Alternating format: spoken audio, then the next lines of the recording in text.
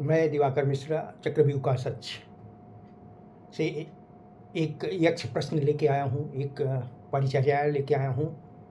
प्रश्न उठाते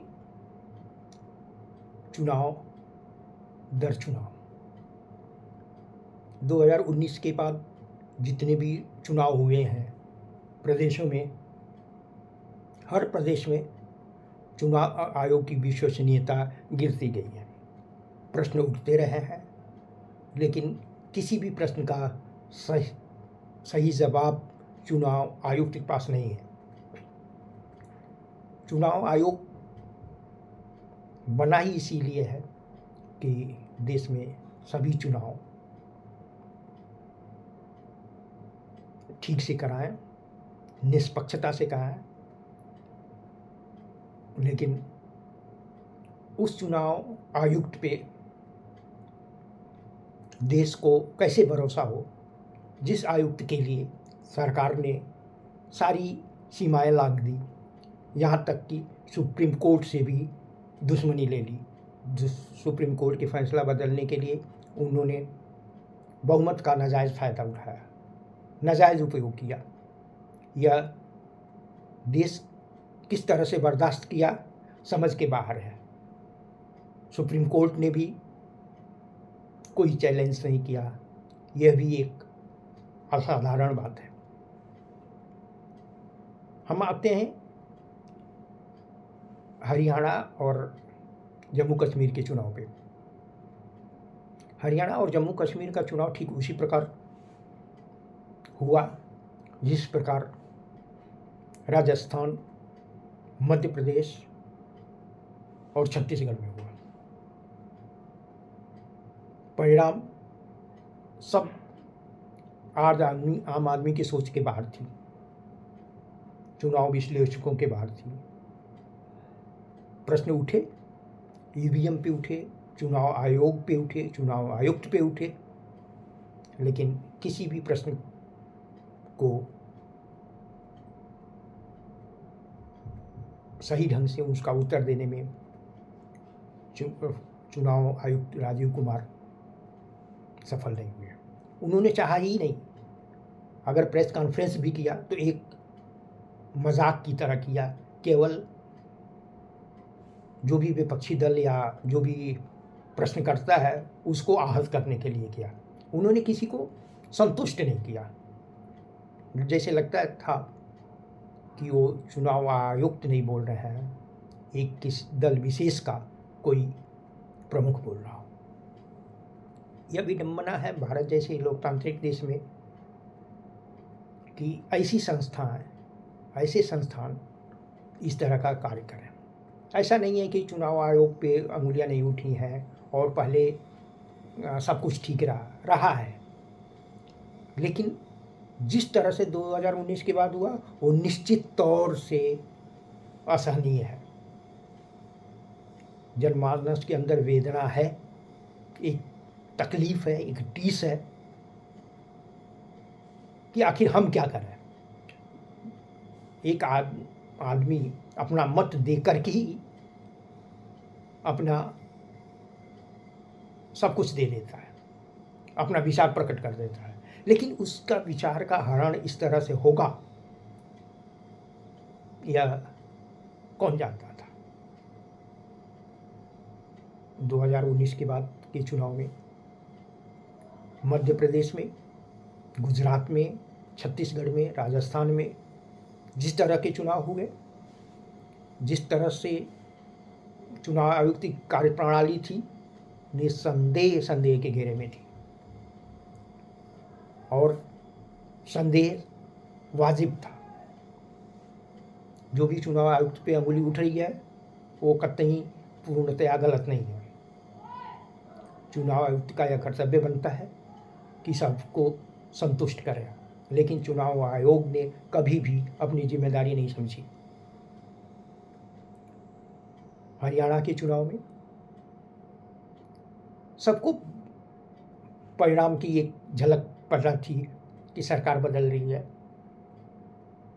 सरकार कांग्रेस की बन रही है। चाहे वो बुद्धिजीवी हो, चाहे वोटर हो, चाहे प्रत्याशी हो, चाहे दल का हो चाहे विपक्ष का हो, सत्ता दल का हो या विपक्ष का, हर व्यक्ति को यह पता था कि क्या हो रहा है, क्या होने वाला है। केवल शायद देश के प्रधानमंत्री को पता था कि क्या होने वाला है और चुनाव आयुक्त को पता था क्या होने वाला है। उनके सहज होने का बस यही एक कारण हो सकता है।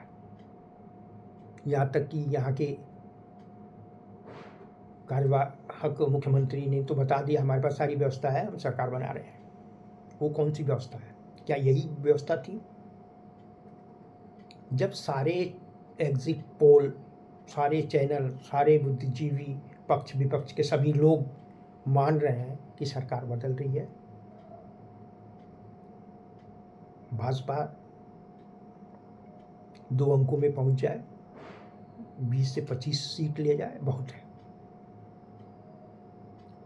गिनती शुरू हुई तब भी 9 बजे तक एकदम लोगों के सोच के अनुरूप ही सब कुछ हो रहा था। 9-10 तक लगभग वही आंकड़े स्क्रीन पे दिख रहे थे जो एग्जिट पोल के थे, लगभग वही आंकड़े दिख रहे थे। लेकिन 2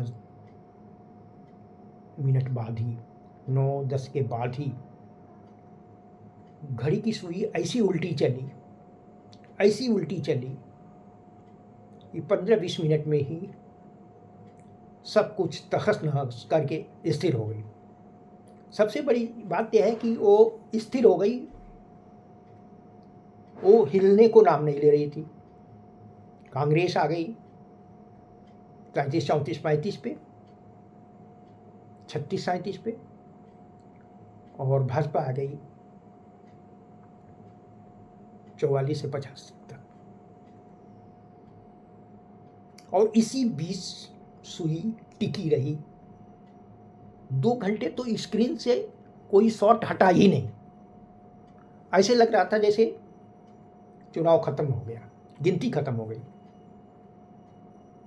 जबकि 10 से 12 राउंड का काउंटिंग अभी बाकी थी और वही परिणाम लास्ट तक टिका रहा। यह बहुत बड़ी बात है। सवाल उठाना केवल एक बात नहीं है, लेकिन सवाल कैसे उठता है, उसके पीछे के कारण क्या है, सबको दिखता है। जिस चुनाव आयुक्त के लिए सारी सीमाएं लाग करके मोदी जी ने बार बार एक्सटेंशन दिया और उनको चुनाव आयुक्त बनाए रखा, आखिर कोई तो कारण है। क्या यही कारण है कि राजीव कुमार हमें जीत दिलाते रहेंगे जब तक मैं जिंदा हूँ? यह भारत के लिए ठीक नहीं है। आज वो लोग कांग्रेस की कमियां गिना रहे हैं, कांग्रेस की रणनीति की कमी गिना रहे हैं, जो कल चुनाव गिनती के पहले तक तारीफ के पुल बांधा करते थे। सारे निशाने सही पे लग रहे थे कि ये भी मास्टर स्ट्रोक है, ये भी मास्टर स्ट्रोक है, ये भी मास्टर स्ट्रोक है। कांग्रेस ने बहुत अच्छी चाल चली है और सरकार बना रही है। लेकिन 9:10 के बाद सबके सुर धीरे धीरे बदलने लगे और आज 1000 कमियां कांग्रेस को गिना रहे हैं। ये मानना कि कमी होगी, कमी होती है, हर दल में कमी होती है, ये तो ठीक वैसे ही है जैसे हमारे फरीदाबाद के सांसद के लिए भाजपा के 80% पदाधिकारी गाली दे रहे थे, कोस रहे थे, भला बुरा कर रहे थे, पार्टी द्रोही बता रहे थे, गद्दार बता रहे थे। वो आज सबसे पहले माला पहना रहे हैं और कह रहे हैं कि आपका चक्रव्यूह ऐसा रहा कि सभी लोग फंस गए और आपने पूरी की पूरी सीटें भाजपा को दिला दी। ऐसा नहीं कि चाटुकार केवल कांग्रेस में ही हैं, ऐसे ही चाटुकारों से भाजपा भी भरी पड़ी है। तो बात इसकी नहीं है, बात इसकी है कि लोकतंत्र में चुनाव निष्पक्ष होने चाहिए। अगर प्रश्न उठता है तो चुनाव आयुक्त की जिम्मेदारी है कि उसका समाधान करें, सभी दलों को संतुष्ट करें, लेकिन चुनाव आयुक्त अपनी जिम्मेदारी नहीं समझता। और इसके लिए कौन जिम्मेदार है कौन नहीं है, इसके लिए सभी जिम्मेदार हैं। सबसे पहले सबसे ज़्यादा जिम्मेदार विपक्ष है।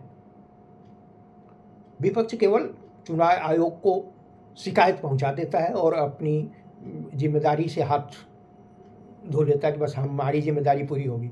ऐसा नहीं होता है। उसी व्यक्ति की शिकायत उसी व्यक्ति से कर रहे हो, क्या उम्मीद करते हो कि आपको क्या जवाब मिलेगा और क्या आपका समाधान होगा? आपको न्याय मिलेगा? कतई नहीं मिलेगा। अगर आपको न्याय पाना है तो आप सड़क पे उतरिए, असहयोग आंदोलन चलाइए और उसमें जनता की भागीदारी सुनिश्चित कीजिए। जब तक जन असहयोग आंदोलन नहीं चलेगा तब तक देश इसी तरह से किसी पॉकेट की तरफ घूमता हुआ नजर आएगा। अगर ऐसा है तो विपक्ष की भूमिका रहेगी, अन्यथा ये चुनाव और केवल एक औपचारिकता भर रह गई है। देश के संसाधनों को इस तरह से लुटाने से अच्छा है कि चुनाव हो ही ना, जिसका परिणाम जनता की आकांक्षाओं को पूरा नहीं करता हो। ऐसे चुनाव से क्या फायदा? देश का पैसा नष्ट करने जैसा है। तो हम तो यही कहेंगे कि अगर आपको शिकायत करनी है तो आप सड़क पे उतरिए, आंदोलन कीजिए, जनता का समर्थन लीजिए। और जब तक ऐसा नहीं करेंगे तब तक न यह सरकार चेतेगी न चुनाव आयुक्त चेतेगा। बहुत बहुत धन्यवाद।